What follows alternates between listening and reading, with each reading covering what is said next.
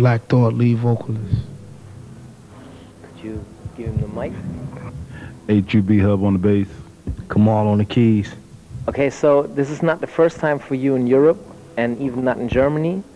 Or could you say, what is the difference between German and American audiences? Is there a difference? Pretty much with European audiences, you know, the whole business and commerce of hip-hop really hasn't corrupted them yet. So, you know, they still feel the music even though they don't understand it. Pretty much in America right now, unless it's on television, 9 times out of 10 people aren't going to react or think for themselves. They can only react to what they've been told to react to. Whereas here, you know, our least known song could spark off, you know, a moshing session, you know what I mean? So pretty much, you know, foreign audiences are much more into the music and into the art form of it as opposed to the politics of it. That's interesting, because when I think about all the E-Werk shit that's happening right now, do you think that's also a reason for that the people do and believe what they are told by the government? I mean, pretty much, you know, like people are at least to the government, people are like cattle. And, you know, a powerful unit, but, you know, it takes one person to sort of guide them or brainwash them into a certain method or way of thinking, you know. You know, I mean, this war is pretty much going to be the testing point of what people believe in. You know, you're going to see a lot of, right now in America, pretty much 50 to 200 people getting arrested in New York alone just for protesting. You know, they're trying to silence the protesters by any means necessary. You know, we have a big Academy Awards coming up. They're blacklisting actors that they're afraid are going to say something. And, you know, I think pretty much people are starting to get tired and fed up of being controlled by an establishment. Not saying 100% of the people, but a small percentage. But, you know, hopefully that will spark off influence and people will start thinking for themselves again. Okay, let's get back to music. There were rumors that you and Eminem, you both should perform at the Oscars. What was the reason? Yeah, there was a rumor, so it was not right, or? No, it wasn't that. We did the Grammys together. But you know, yeah, that's it. I mean, I don't think he's doing the Oscars. A lot of people aren't doing the Oscars this year because of what's going on. You know, he just simply called us and we accepted, you know, and it turned out good. Okay, we met last year in Philly. What happened since that to you? Is the LP a success? Are the people loving it in the States? Could you talk a little bit about it? Well, I mean, since we last spoke, the album has been released, and yeah, I feel like it's a success. It's very close to being gold in the States, and you know, this is our first tour. We just finished our first run in America, and this is our first European run, kind of supporting the album. So I'm confident that we're going to sell more records as well, you know, yeah.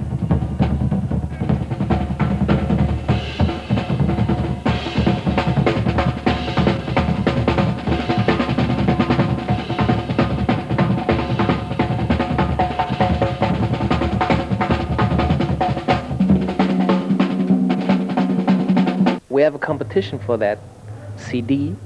I think you will sign it for us, for the audience. Do you have a question for them to win the CD? Oh, you don't have a contest already? Not yet. So if you have a question, they can answer it, and you. Yeah. What's the name of song number 7 in the Roots catalog? In the Roots catalog? There's only one number 7 on any album. And what is the name of that song? Okay, also ihr müsst ein bisschen nachdenken, die Frage zu beantworten. Ich gebe jetzt keine weiteren Hilfestellungen. Die Jungs lachen auch schon, also es ist unmöglich. Schickt einfach die Antwort an mixedrawdeluxe@viva.tv und ihr könnt eins dieser 3 Alben gewinnen. Ich habe hier 3 Alben auf jeden Fall am Start. Und what's so funny? There's I was trying to figure out that answer. That's a difficult question. Yeah. Okay, ihr seht, die würden es nicht mal selber gewinnen. They even would not win it on their own. So what happened since Philly? Is there new stuff in common? Maybe you're working on a new LP Yeah, right well, now? right now we're working on a new Roots album. You know what I mean? The next record for MCA. I think we got 2 more albums to do within this saga, you know, before we move completely on to something different. So that's what we're dealing with right now, trying to get this next roots music on the street. It goes for 1, 2, 3. Now Peter Piper, Big Pepper, Tariq Rod Brown, Chuck the Dolly, Bam Down, that's his on time, Jack the Nimble, and he was quick, my man scratch, fast, I get on scratch, pick. Now little Bo Pete's calling up some cheese, and Rip Van Wick and Santa hell on the sleeve, get out to the drama, then Wonderland, Jack to the deal bucket in his hand. We have here 2 members that are normally not sitting in the interview, so how do you produce a track? I mean, compose a track. It's not like a hip-hop track where you throw a sample in and that's it. So how does the composer work in the band? Well, the thing is, each song is approached differently. Sometimes, indeed, it is just a sample, and someone is just recreating the electronic thing with live musicians or whatever.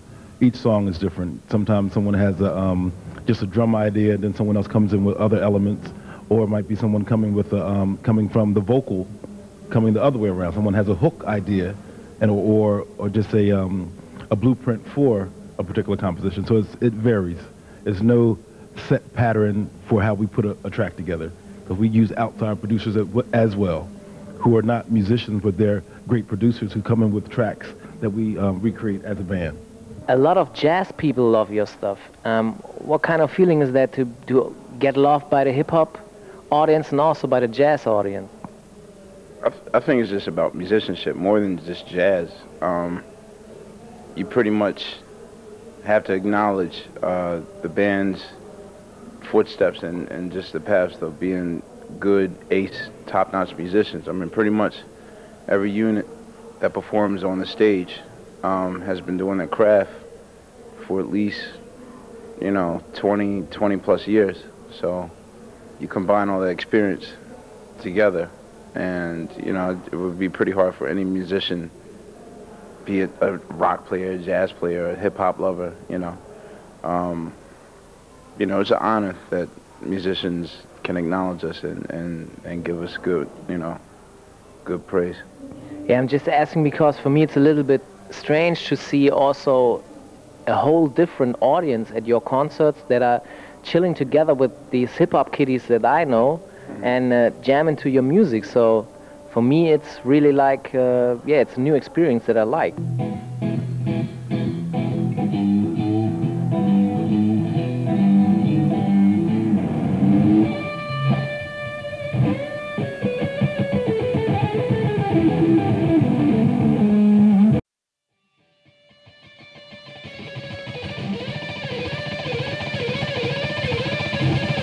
Before the show, you spin some records, and I had the feeling that this is it is important for you because you were checking what kind of records I'm playing, and you played all that Tribe Called Quest gangster stuff from the beginning of the 90s. How important is that for you?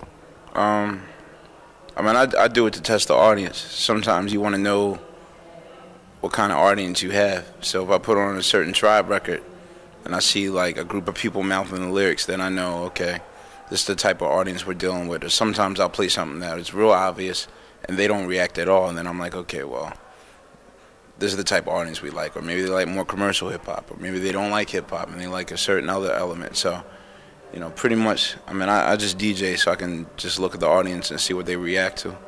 But are you then changing the show if the audience is not reacting on some tracks?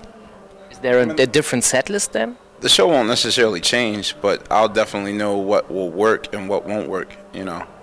If you're playing to a bunch of jazz lovers at a jazz fest, I'm pretty sure that a Busta Rhymes reference won't go over as well as, say, doing a Dizzy Gillespie song. You know what I mean? It's just being aware of what the audience is into before I start. I kind of like to know what we're going to get into.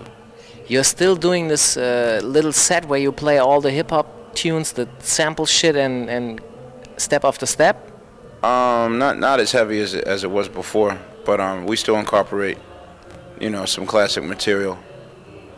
When you do that on a jazz festival, do you play only traditional jazz tracks? No, we don't do traditional jazz tracks. If it were strictly a jazz audience, then we might go heavier into more traditional soloing with our instruments as opposed to playing, you know, remember this song from high school, that type of thing.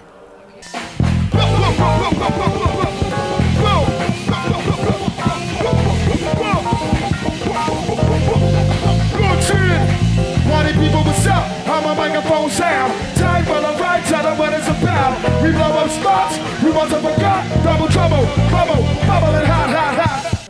You remember that LP? Could you tell our audience a little bit about that? What kind of project is this? Because because I think you're the mind of that, right?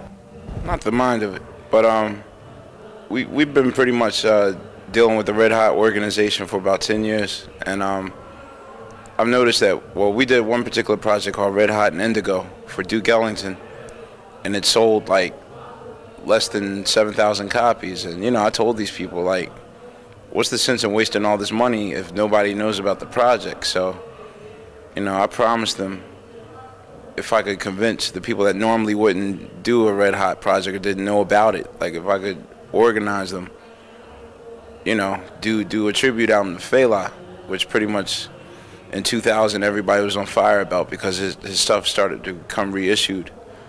So, you know, we called a few people and they called a few people, and you know, and this is the end result. It took 2 years to come out, but you know, I talked to my label about it, about doing it, and they saw it as a good move.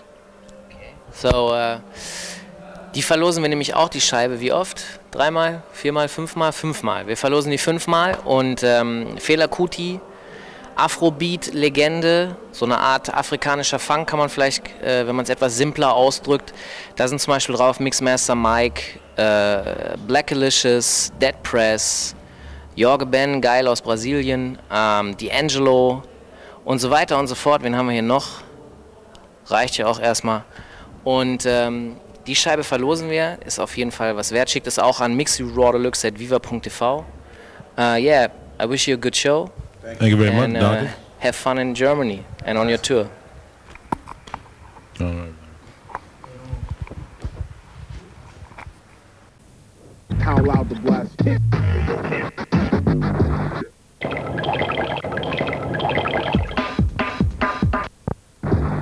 So, ich sitze jetzt hier mit Roy Hargrove. Could you please introduce yourself to the audience? What are you doing? My name is Roy Hargrove. I'm a trumpet player.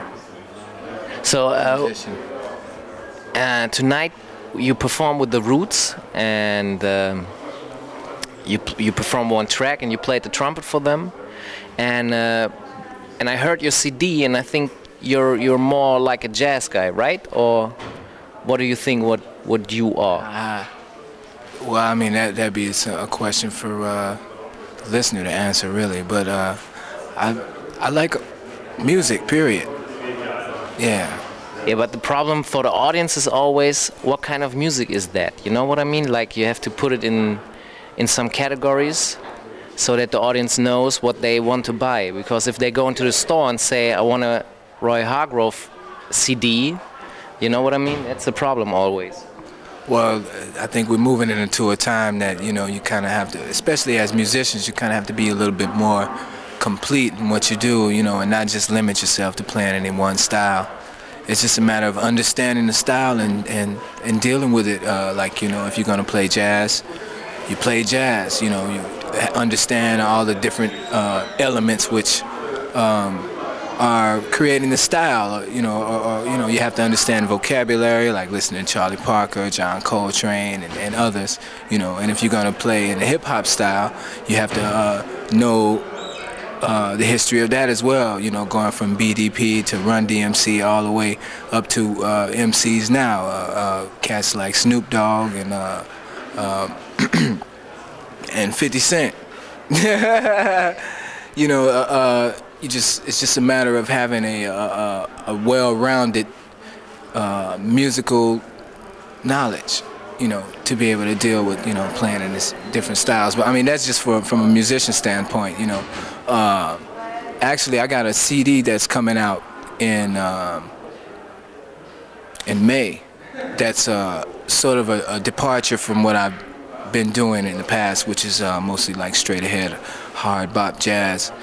This next one is more of the funk element.